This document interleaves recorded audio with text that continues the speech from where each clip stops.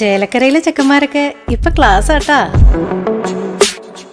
അതിനൂതന hi tech സാങ്കേതിക വിദ്യകളോടെ വൻ നഗരങ്ങളെ പോലും വെല്ലുന്ന സൗകര്യങ്ങളുമായി നമ്മുടെ ചേലക്കരയിൽ naturals beauty parlour, doctors tower, near bus stand, Chelakkara.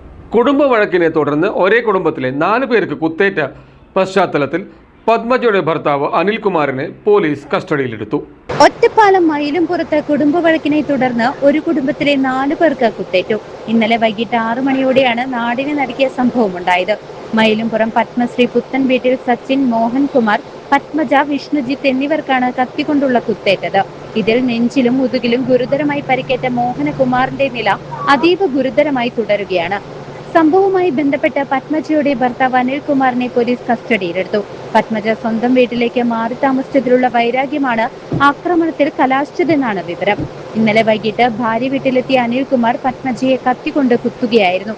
ഇത് കണ്ട് തടുക്കാൻ ശ്രമിച്ച പത്മജയുടെ സഹോദരൻ സച്ചിൻ, ചെറിയച്ഛൻ മോഹൻകുമാർ, ബന്ധുവായ വിഷ്ണുജിത്ത് എന്നിവരെയും പ്രതി ക്രൂരമായി കുത്തി പരിക്കേൽപ്പിക്കുകയായിരുന്നുവെന്ന് എഫ്ഐആറിൽ വ്യക്തമാക്കുന്നു. പരിക്കേറ്റ 4 പേരും നിലവിൽ വാണിയംകുളത്തെയും കണ്ണിയംപുറത്തെയും സ്വകാര്യ ആശുപത്രികളിൽ തീവ്രപരിചരണ വിഭാഗത്തിൽ ചികിത്സയിലാണ്.